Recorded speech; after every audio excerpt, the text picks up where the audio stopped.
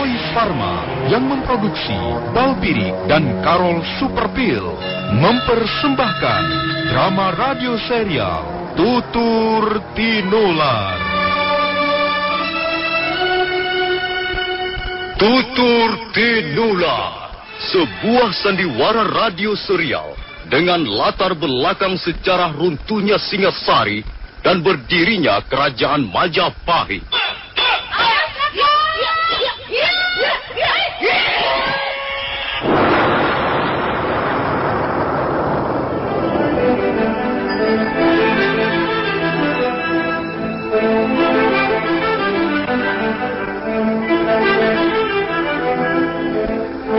Naskah ditulis dan diolah oleh S. Tijab. Hiasan musik dan sutradara C. Ispriyonoka. Kali ini mengetengahkan episode ke-18 dengan judul Dendam Lama dari Kurawan.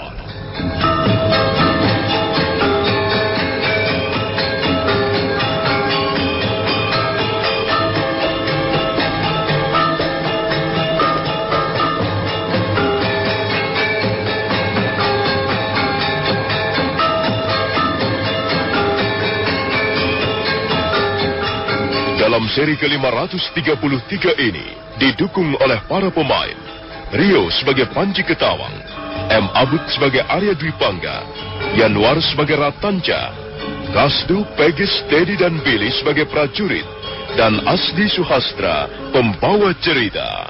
Selamat menikmati. Rujak cingure, Mas. Rujak, Bu. Oh iya. Mau yang pedas? Apa yang pedas? Ya. Atau yang pedas? Loh, kok pedas semua? Namanya rujak ya harus pedas. Pedas kan panas. Nah, panas itu mantap. Kayak balsem aja, Bu. Lah iya itu. Kalau nyari balsem harus yang panas. Balsemnya apa? Ya balpirik merah toh. Panasnya mantap. Balpirik merah segera menghilangkan masuk angin, memulihkan nyeri otot dan pegal-pegal. Balpirik merah juga cocok untuk encok dan rematik. Gimana rujaknya, Mas? Enak. Waduh, Iya. panas. Kayak balpirik merah. Mantap. Itu baru rujaknya loh, Mas. Balpirik merah, gosok terus, panas terus. Panas terus. Balpirik ekstra kuat. Balpirik merah. Pancen oh. Sebab baru sekarang ini saya mempunyai kesempatan. Kasihan sekali kau, Bu. Kuburanmu sama sekali tidak ada yang merawat. Jangan khawatir, Bu. Aku akan sering datang kemari. Aku akan membersihkan halaman ini sehingga menjadi terang. Maafkan aku, Bu. Sebenarnya aku tidak pernah melupakanmu. Selama ini aku hidup menderita. Aku tinggal bersama kaki tanpa rawang di lereng Gunung Welirang. Dan setiap kali aku merasa kelaparan, aku merasa kedinginan, aku selalu ingat padamu. Tapi sekarang aku sudah hidup senang bersama Paman Arya Kamandanu di Istana Majapahit. Aku tidak gelisah lagi seperti dulu. Lihat, Bu, aku masih menyimpan batu nirmala pemberianmu.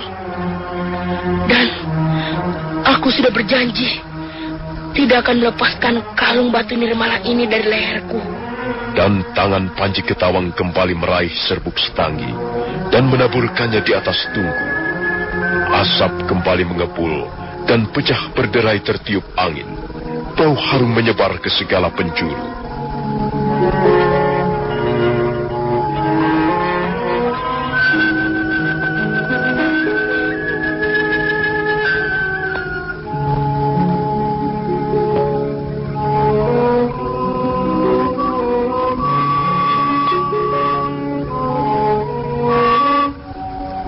Sementara itu, pendekar syair berdarah masih duduk bersila tak jauh dari Panji Ketawang. Dia dapat dengan jelas mendengar apa yang baru saja dikatakan bocah remaja itu. Dan sekarang dia yakin bocah remaja itu adalah anak laki-lakinya sendiri. anak laki-laki yang dilahirkan melalui rahim dari Ratih, istrinya. Anak laki-laki yang sejak masih kecil telah ditinggalkannya pergi. Benar. Dialah Panji Ketawang. Dialah anak laki-lakiku. Dia sudah besar sekali sekarang. Dia sudah menjelma menjadi seorang bocah remaja yang tegap dan perkasa. Tapi mengapa dia harus tinggal bersama si jahanam Arya Kamandanu? Aku mempunyai akal. Aku mempunyai akal yang sangat jitu. Dan aku harus tetap merahasiakan siapa diriku ini. Panji Ketawang tidak boleh tahu. Nanti malam aku akan menjalankan siasatku. Pendekar syair berdarah tersenyum tipis. Sementara itu Panji Ketawang sudah selesai menaburkan asap setangki. Dia segera kembali ke arah 4 orang prajurit yang menunggu di bawah pohon. Tangannya melambai dan 2 orang prajurit bergegas menemuinya. Ada apa Tuanku Panji? Kalian berdua kutugaskan untuk membersihkan halaman ini. Babat rumput-rumput liar yang menjalar ke sana kemari. Buatlah tempat ini menjadi sebersih mungkin. Jangan sampai ada setitik pun kotoran menodainya. Terutama makam ibuku ini. Kalian harus benar-benar membersihkannya. Jangan sampai ada rumput liar mengganggu pemandangan. Dan kepada 2 orang temanmu yang lain, kutugaskan untuk membersihkan rumah tua itu. Kita tidak usah mencari tempat menginap. Kita bisa tidur di rumah tua itu. Baik Tuanku Panji, baik.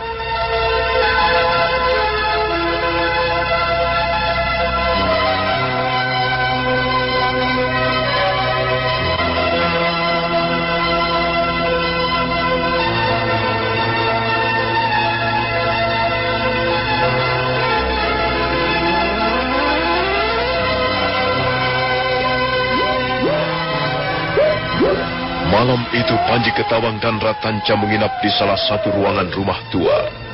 Siang harinya 2 orang prajurit sudah membersihkan tempat itu. Sementara ke-4 orang prajurit tidur di serambi depan. Malam terus mengalir perlahan. Udara menjadi semakin dingin karena kabut yang mulai turun dari lereng Gunung Anjasmara. Udaranya dingin sekali daerah ini. Aku sampai menggigil. Inilah desa kelahiranku, Ratanca. Menurut Paman Arya Kamandanu, di rumah inilah aku dulu dilahirkan. Kakekku, ayah ibuku, bernama Rekian Wuru. Beliau termasuk cikal bakal desa Manguntur ini. Lalu siapa yang menunggu rumah tua ini selama ini, Panji? Kulihat tak seorang pun nampak di sekitar tempat ini. Mungkin itulah sebabnya rumah ini dan halamannya sama sekali kurang terawat. Banyak sekali semak belukar ataupun rumpun ilalang di sana-sini. Ya, memang tempat ini tidak ada yang merawat. Ibuku sudah tiada lagi. Demikian pula ayahku. Kakek sudah lebih dulu mendahului mereka.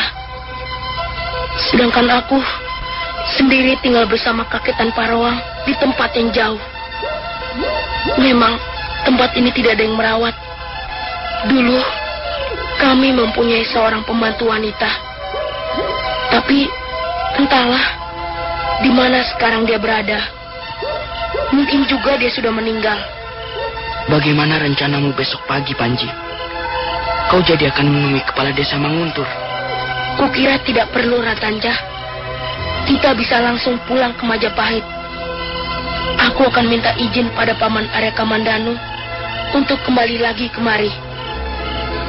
Akulah yang bertanggung jawab terhadap rumah tua berikut halaman ini. Karena memang tinggal akulah sendiri yang hidup. Soal kepala desa itu, kukira soal mudah. Dia pasti tahu siapa Paman Arya Kamandanu. Iya, tentu saja. Tapi sebaiknya kau minta izin lebih dulu pada kepala desa. Bagaimanapun juga, sekarang ini kita adalah tamu. Kita tidak bisa masuk ke sembarang tempat tanpa izin dari kepala desa wilayah ini. Demikian pula, kita tidak bisa pergi dari suatu tempat tanpa diketahui oleh kepala desa. Sebaiknya besok pagi kita menghadap beliau untuk menjelaskan apa maksud kedatangan kita ke tempat ini. Baiklah, itu bisa kita urus besok pagi. Sekarang mari kita tidur. Aku sudah mengantuk sekali. Aku pun sudah mengantuk. Selamat bermimpi di desa kelahiranmu, Panji. Terima kasih, Ratanca.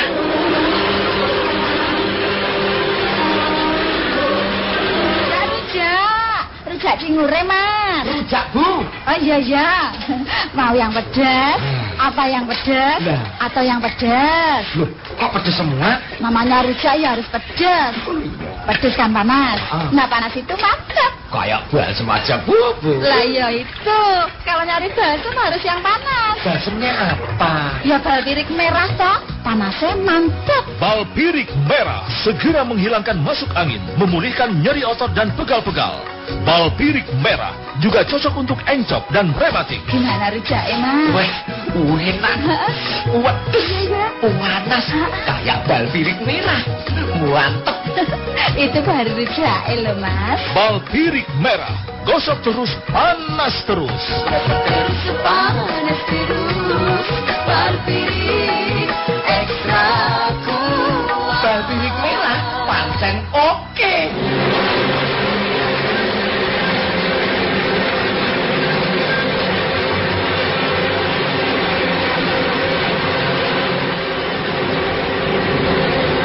Malam semakin larut. Ruangan di mana Ratanca dan Panji Ketawang tidur tidak lagi terdengar suara bisik-bisik. Dua bocah remaja itu nampaknya sudah tidur dengan pulas sekali. Sementara itu di serambi depan, dua orang prajurit juga sudah tergeletak di atas balai bambu. Sedang dua orang prajurit yang lain masih duduk berjaga-jaga. Dingin sekali udara di sini. Ya, di samping dingin juga suasananya kurang begitu menyenangkan. Mungkin karena tempat ini sudah lama tidak dirawat. Rumputnya tinggi-tinggi dan semak belukarnya sangat rimbun. Aku heran. Mengapa Panji Ketawang itu berbeda sekali wataknya dengan Gusti Arya Kamandanu? Bocah itu kelihatannya malas bekerja. Maunya hanya memerintah saja. Lain dengan Ratanca. Ratanca masih mau turun tangan untuk memegang cangkul. Tapi Panji Ketawang hanya duduk ongkang-ongkang kaki saja. Tapi dia maunya semuanya segera menjadi beres. Ya, lain ladang, lain belalang. Lain lubuk, lain pula ikannya. Watak manusia memang tidak sama. Mungkin saja Panji Ketawang itu mengikuti perangai almarhum orang tuanya. Siapa tahu ayahnya seorang pemalas. Kacang mongso ninggalo lanjaran, kata orang. Jika orang tua malas, suka memerintah, maunya hidup senang, maka anaknya pasti akan ketularan watak yang kurang baik itu. Kacang mongso ninggalo lanjaran. Ya, itu bukan urusan kita. Biar saja Panji Ketawang itu mau menjadi apa nantinya. Dan kita sampai ke tempat ini karena mengemban tugas dari Gusti Arya Kamandanu. Kita disuruh menjaga keponakannya itu. Dan kita harus menjalankan tugas ini sebaik-baiknya. Itu saja. Apa itu? Kau dengar tidak? Ya, jelas ku dengar. Seperti sebuah batu dilemparkan dari arah sana. Apakah bukan buah-buahan yang sudah busuk dan jatuh sendiri? Bukan. Jelas suara itu suara batu yang dilemparkan dengan sengaja. Bunyi jatuhnya lebih berat.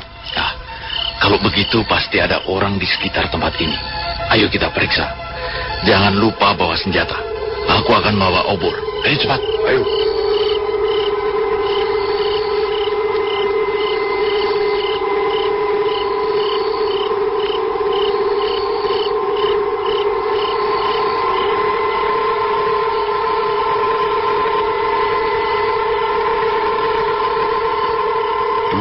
Prajurit itu segera mengendap perlahan-lahan meninggalkan serambi. Mereka melangkah menyusuri jalanan setapak yang kanan kirinya baru saja dibersihkan. Mereka tidak melihat seorang pun ketika sampai di luar pagar halaman. Suasana sangat sunyi dan lengang.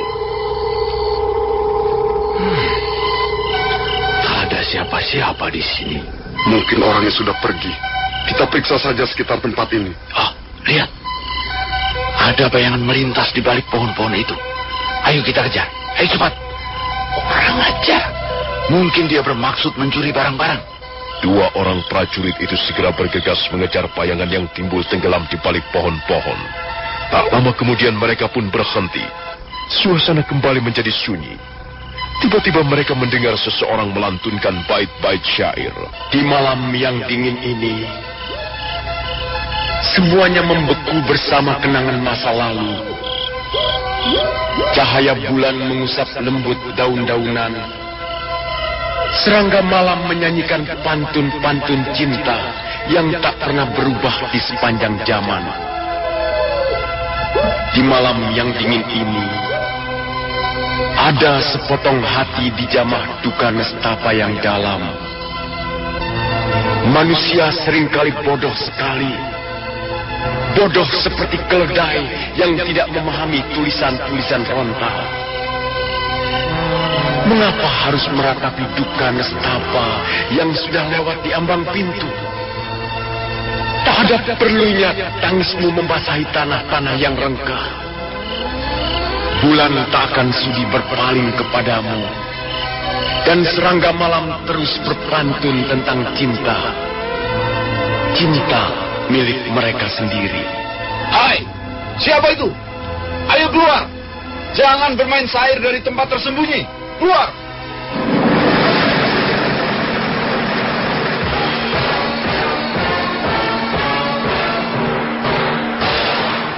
Kaukah yang menyuruhku keluar dari tempat persembunyianku? Apa maksudmu dengan melantunkan bait-bait syair? Kau ini siapa? Aku tahu kalian adalah prajurit-prajurit Majapahit. Tapi sekalipun kalian prajurit-prajurit Majapahit, tidak seharusnya kalian memandang dengan sebelah mata kepadaku. Kau harus kami tangkap. Kau pasti pencuri tengik yang sering kali berkeliaran di malam seperti ini. Kalian mau menangkapku? Kalian bisa terbang seperti kelelawar. Kalian bisa melayang-layang seperti burung Garuda. Kalian mau menangkapku? 2 ekor tikus istana mau menangkap kucing Cendrawasih. Silahkan. Silahkan kalian menangkapku. Kurang ajar. Dia sudah meremehkan kita. Ayo kita tangkap. Ayo kita sergap. Ya.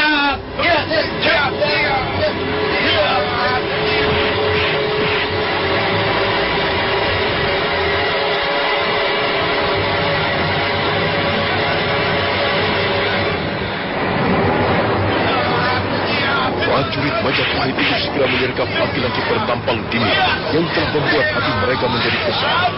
Laki-laki bertampang dingin itu yang tak lain adalah pendekar syair berdarah, berkulit menghindar ke samping. Dalam sekejap mata, laki-laki itu sudah menggenggam 2 bilah pedangnya. Dan sebelum prajurit Majapahit itu menyerang kembali, serentak dia sudah lebih dulu menyergap.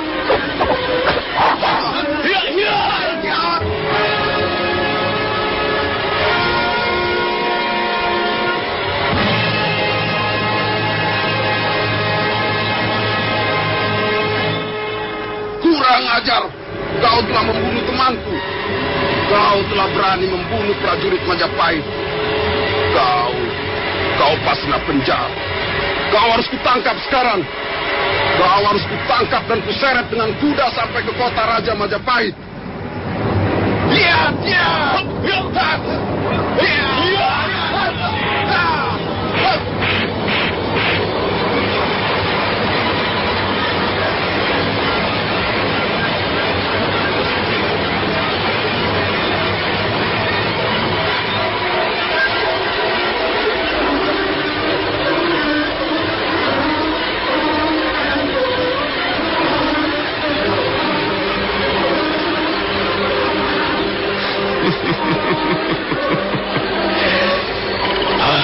Mereka sudah kubereskan. Aku tidak sabar lagi menunggu.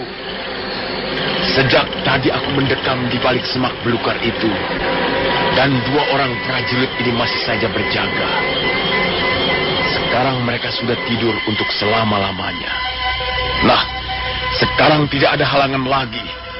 Kalau dua orang prajurit itu ikut-ikutan bangun dan mengganggu rencanaku, mereka pun pasti akan kubereskan.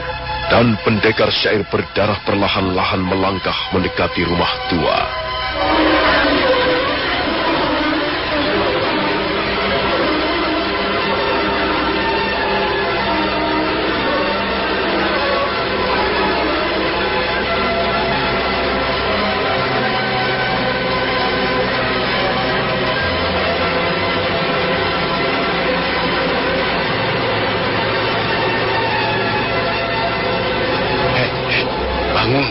Bangun sebentar. Ada apa? Ada apa kau membangunkan aku, ha? Aku masih mengantuk sekali. Aku mendengar suara yang mencurigakan. Seperti suara orang berkelahi. Di mana dua orang teman kita? Kau ini mengada-ngada saja. Mereka pasti sedang berjalan-jalan untuk memeriksa keadaan sekitar tempat ini. Sudahlah, biarkan mereka berjaga-jaga. Sebentar lagi giliran kita. Sekarang sebaiknya kita tidur. Ayo, tidur saja. Kau ini memang pemalas. Kau memang prajurit tukang tidur. Kau jangan banyak omong. Kita harus tidur sekarang. Sebentar lagi kita bangun untuk menggantikan tugas berjaga. Kau ini macam-macam saja. Ngantuk sekali. Dua orang prajurit itu kemudian kembali membaringkan tubuhnya. Dan sebentar kemudian sudah tidak terdengar apa-apa lagi, kecuali dengkur napas mereka yang teratur. Pada saat itulah, sebuah bayangan muncul di balik pohon-pohon kemenyan. Bayangan itu berjalan mengendap-endap mendekati rumah tua. Ya, rujak dingure, Mas. Rujak, Bu. Oh iya. Mau yang pedas? Apa yang pedas? Atau yang pedas? Loh, kok pedas semua? Namanya rujak ya harus pedas. Pedas kan panas. Nggak panas itu mantap. Kayak balsem aja, Bu. Lah ya itu. Kalau nyari balsem harus yang panas. Balsemnya apa? Ya balpirik merah toh. Panasnya mantap. Balpirik merah segera menghilangkan masuk angin, memulihkan nyeri otot dan pegal-pegal.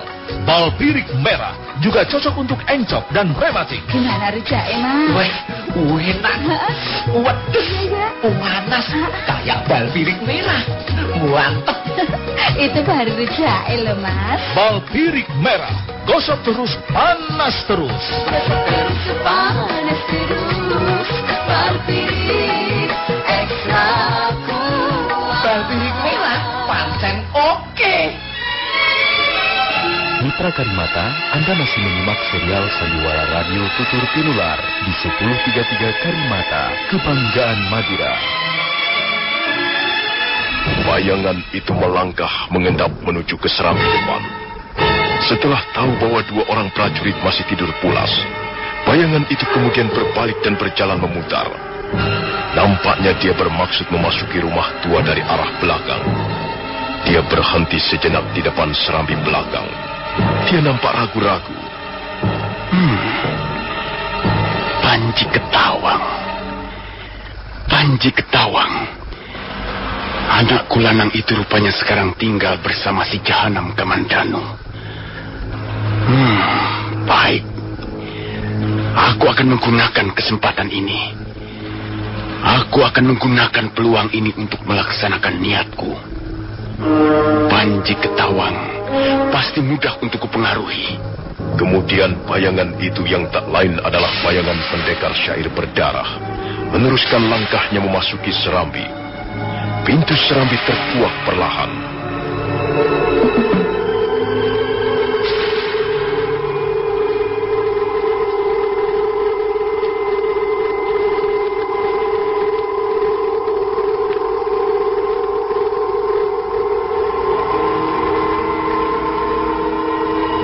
Sementara itu, Panji Ketawang masih tidur pulas, menghadap ke arah dinding piling. Dalam tidurnya dia merasa bertemu dengan ibu kandungnya, Nari Ratih. Dia melihat ibunya berpakaian serba putih, dan wanita cantik itu tersenyum ramah setiap kali berkata-kata padanya. Anakku Panji, apakah kau masih dapat mengingat bagaimana rupa ibumu? Masih, Bu. Ibu adalah seorang wanita cantik. Saya masih dapat mengingat wajah ibu dengan baik. Syukurlah, Panji. Sekarang aku datang kepadamu. Dengarlah baik-baik. Ada yang ingin kusampaikan padamu. Apakah itu, Bu? Kau tidak perlu sedih memikirkan ibu. Ibu sudah hidup senang di rumah tinggal ibu yang sekarang. Dan sekarang kau sudah bertambah dewasa, Nak. Kau harus belajar hidup mandiri. Dulu, ketika kau masih kecil, ibu selalu menggendongmu siang malam. Jika kau haus, maka ibu memberimu minum air susu. Jika kau lapar, ibu menyuapimu dengan penuh kesabaran. Suatu saat kau rewel, badanmu panas, maka ibu membuatkan ramuan obat dan menunggu tidurmu sepanjang malam. Tapi sekarang kau sudah bertambah besar, anakku. Kau tidak bisa terus-menerus menggantungkan hidupmu kepada orang lain. Kau harus belajar untuk hidup mandiri. Ya, Bu. Saya akan menuruti segala perkataan Ibu.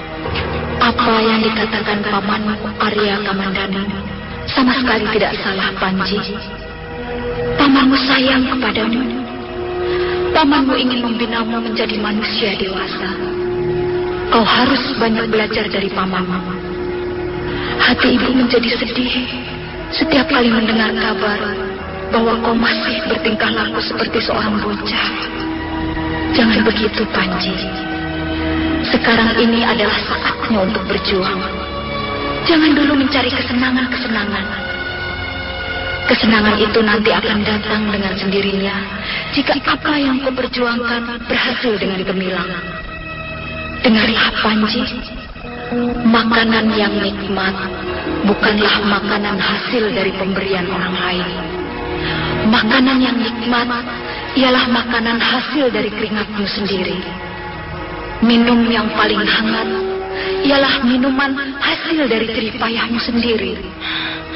Ya, Bu. Saya mengerti apa yang Ibu maksudkan. Mulai sekarang, saya akan belajar hidup mandiri. Saya akan mulai bekerja keras. Dan saya akan mendengarkan segala nasihat Paman Arya Kamandanu. Syukurlah, Panji. Syukurlah kalau kau mengerti. Nah, anakku, kiranya cukup sekian pertemuan kita. Terima kasih karena kau sudah mengunjungi makam ibumu. Selamat tinggal, anakku. Selamat tinggal, Panji. Ibu, Ibu, jangan pergi, Bu. Jangan pergi.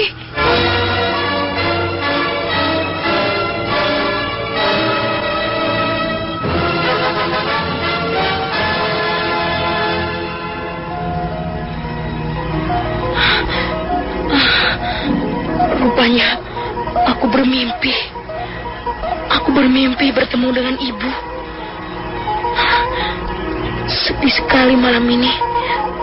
Dan udaranya dingin sekali. Ratanca tidur dengan pulas.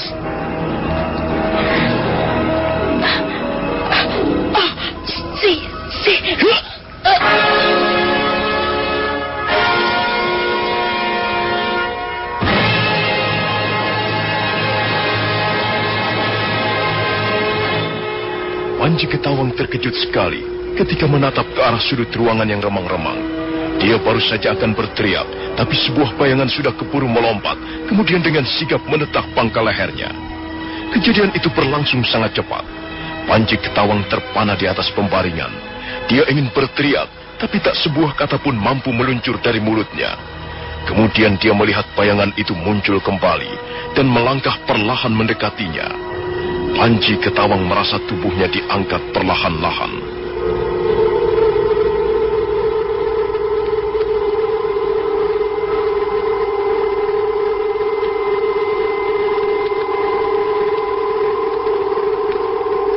Antara sadar dan tidak, Panji Ketawang merasa tubuhnya dibawa melayang.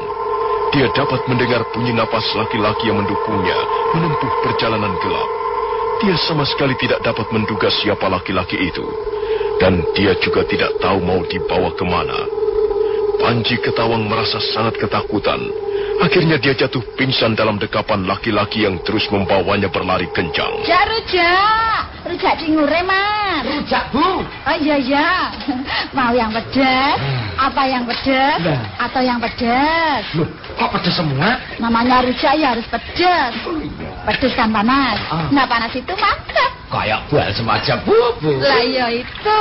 Kalau nyari balsem harus yang panas. Balsemnya apa? Ya bal pirik merah toh. Panasnya mantap. Bal pirik merah segera menghilangkan masuk angin, memulihkan nyeri otot dan pegal-pegal. Bal pirik merah juga cocok untuk encok dan rematik. Gimana rujaknya, Mas? Wah, enak. Waduh, panas. Kayak bal pirik merah. Mantap. Itu baru rujaknya loh, Mas. Bal pirik merah, gosok terus, panas terus. Panas terus, bal pirik ekstra kuat. Bal pirik merah, pancen oke.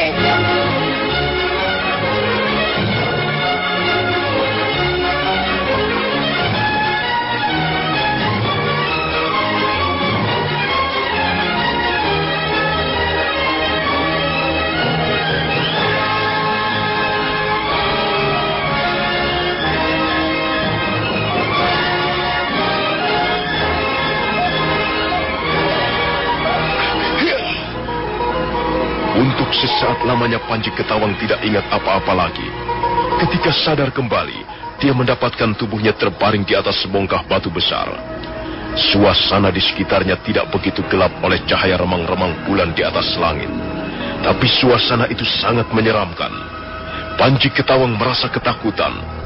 Tiba-tiba dia melihat bayangan seorang laki-laki duduk di atas sebongkah batu, kurang lebih 3 langkah jauhnya. Panji Ketawang merasakan tubuhnya sudah pulih kembali seperti semula. Diam-diam dia bangkit dan melangkah perlahan-lahan. Dia bermaksud melarikan diri. Mau pergi kemana kau, Panji?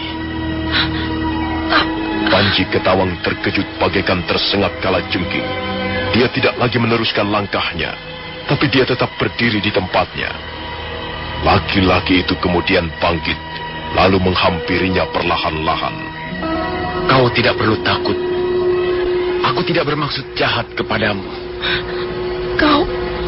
Bukankah kau warga desa Manguntur yang telah mengantarkan kami ke kuburan ibu? Iya. Aku warga desa Manguntur. Aku tahu seluruh riwayat orang yang pernah tinggal di desa Manguntur ini. Termasuk riwayat ibumu, ayahmu, dan keluarga ayahmu. Tapi, apa maksudmu membawaku ke tempat ini? Kau akan menculik aku? Aku akan menyampaikan sesuatu kepadamu, Panji. Dan sesuatu itu adalah kebenaran yang harus kau ketahui. Kebenaran tentang sejarah orang tuamu. Apa kau tahu perihal riwayat orang tuaku? Ibumu bernama Nari Ratih. Dulu dia pernah menjadi bunga desa Manguntur. Kakekmu bernama Reklian Wuru. Sedangkan kakek dari ayahmu bernama Empu Hanggareksa. Empu Hanggareksa adalah seorang ahli membuat senjata pusaka yang namanya terkenal sampai ke kota Singasari waktu itu. Nampaknya kau memang tahu banyak tentang keluargaku. Kalau boleh aku tahu, siapakah namamu? Kau tidak perlu tahu siapa nama diriku. Karena hal itu tidak akan ada gunanya bagimu. Yang penting, kau tahu sejarah keluarga orang tuamu. Yang penting, kau tahu riwayat apa yang menimpa diri ayah ibumu semasa hidupnya. Sekarang duduklah, Panji. Duduklah baik-baik. Dan dengarkanlah dongengan ini. Oh, bukan dongengan. Ini adalah cerita nyata. Ini adalah suatu kenyataan. Ayo, Panji. Kau tidak perlu takut. Duduklah.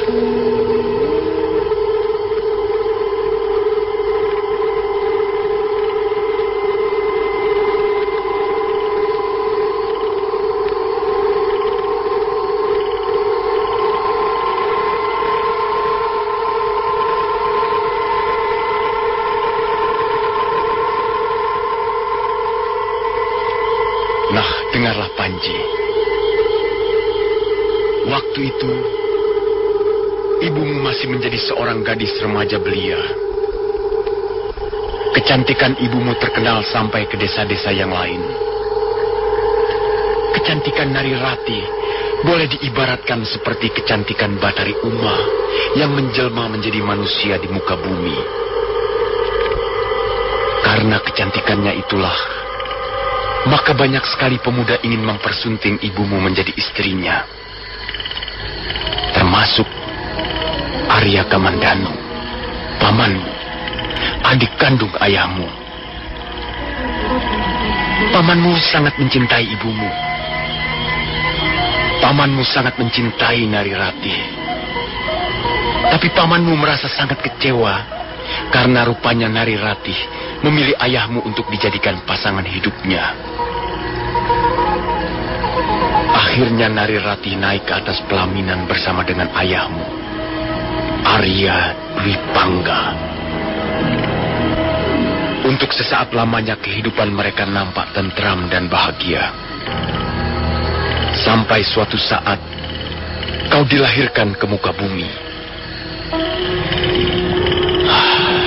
Tapi rupanya ketentraman dan kebahagiaan keluarga kecil itu tidak berlangsung selamanya. Mengapa begitu? Karena rupanya Arya Kamandanu, pamanmu, tidak bisa menerima kenyataan pahit yang menimpa dirinya. Arya Kamandanu menaruh dendam kepada kedua orang tuamu, baik kepada Arya Dwi Pangga kakak kandungnya sendiri maupun kepada Nari Rati ibumu. Tapi saya masih ingat Paman Kamandanu sepertinya orangnya baik. Mana mungkin dia menaruh dendam kepada orang tuaku? Panji Ketawang. Orang yang bermuka manis di hadapanmu belum tentu tidak menyimpan maksud-maksud yang buruk. Memang, sepintas selalu pamanmu kelihatan baik. Sepintas selalu Arya Kamandanu kelihatan manis dan ramah. Tapi sesungguhnya, dia itu jahat bagaikan serigala hutan.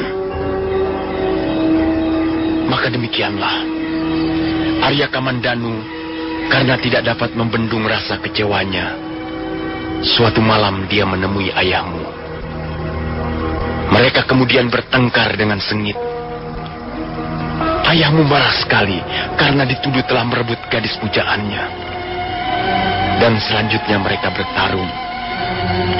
Tapi ayahmu bukanlah seorang pendekar. Ayahmu adalah seorang petani biasa yang tidak mempunyai kemampuan ulah kanuragan. Karena itu, ayahmu menjadi bulan-bulanan Arya Kamandanu. Dia ditendang, dipukul, dan dibuat babak belur. Tapi rupanya ayahmu tidak ingin kehormatannya diinjak-injak begitu saja oleh adik kandungnya sendiri. Dia marah sekali. Dia ingin membela harga dirinya dan harga diri keluarganya.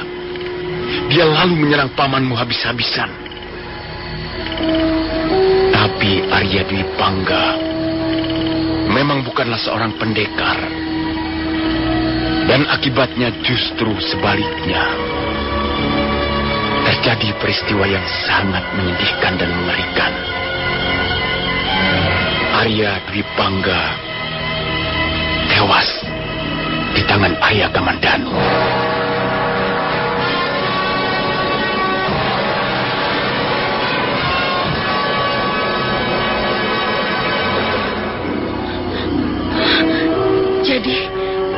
Jadi ayahku telah dibunuh oleh paman Arya Kamandanu.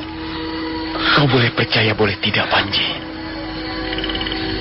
Tapi aku sudah menuturkan hal yang sebenarnya. Memang demikianlah kenyataannya. Ayahmu telah dibunuh oleh pamanmu sendiri. Dan mayatnya dibuang ke dalam sumur yang dalam. Sejak saat itu pamanmu, Arya Kamandanu, pergi dari desa Kurawan untuk mengembara tanpa tujuan yang pasti. Tapi semua orang tahu bahwa dia pergi hanyalah untuk menghindari aib yang telah menimpa dirinya Dia pergi untuk menghindari persoalan kematian ayahmu. Lalu bagaimana dengan ibuku? Ibumu adalah seorang wanita yang tabah dan setia. Dia menjadi sangat sedih mendengar kematian ayahmu. Dan dia terus-menerus mengurung dirinya dalam ruangan biliknya. Akhirnya dia jatuh sakit. Dan 1 bulan kemudian meninggal, menyusul almarhum ayahmu. Demikianlah Panji. Demikianlah cerita mengenai keluargamu. Nah, sekarang aku bertanya kepadamu. Kau adalah seekor anak kijang. Kedua orang tuamu dibunuh oleh seekor serigala hutan. Tapi sekarang, mengapa kau justru menyusup kepada serigala hutan itu? Apakah kau tidak mempunyai rasa berbakti sedikit pun kepada orang tuamu, Panji? Jawablah, Panji. Jawablah pertanyaanku ini. Mengapa kau harus ikut Arya Kamandanu? Mengapa kau harus mengikuti jejak pembunuh kedua orang tuamu sendiri? Tidak. Aku tidak percaya. Aku tidak percaya cerita-ceritamu itu. Kau pasti dusta. Aku tahu Paman Arya Kamandanu itu baik. Aku tahu watak dan sikapnya sangat baik kepadaku. Aku tidak percaya bahwa dia yang membunuh kedua orang tuaku. Jangan bodoh, Panji Ketawang. Kau waktu itu masih bayi. Dan sekarang pun kau masih seperti bocah cilik. Kau tidak bisa berpikir lurus. Tentu saja Arya Kamandanu menunjukkan sikap-sikap yang baik padamu. Karena apa coba? Karena dia sebenarnya menyesali perbuatannya di masa lalu.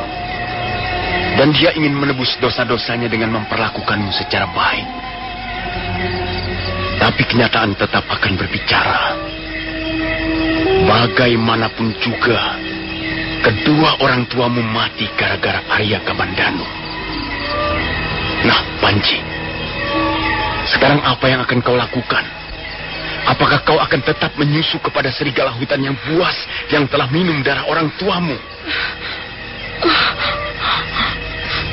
Apakah memang benar demikian kisah hidup keluargaku? Benarkah Paman Arya Kamandanu telah membunuh orang tuaku? Kalau memang benar demikian, lalu apa yang harus kulakukan? Selama ini aku hidup di bawah bimbingan Paman Arya Kamandanu. Dia sudah menjadi seperti orang tuaku sendiri. Panji Ketawang, seekor serigala tidak mungkin menjadi orang tua bagi seekor anak menjangan. Kau jangan terlalu bermimpi dan berharap. Kalau kau ingin berbakti kepada kedua orang tuamu, kalau kau ingin menjadi seorang anak yang berguna, kalau kau sedikit saja mempunyai harga diri, kau pasti akan menempuh jalan ini. Jalan pembalasan dendam. Iya, kau harus berani mengambil tindakan balas dendam. Balas dendam? Apa maksudmu? Bunuhlah Arya Kamandanu. Bunuhlah dia, supaya arwah kedua orang tuamu menjadi tenang di alam baka. Apa? Membunuh Paman Arya Kamandanu?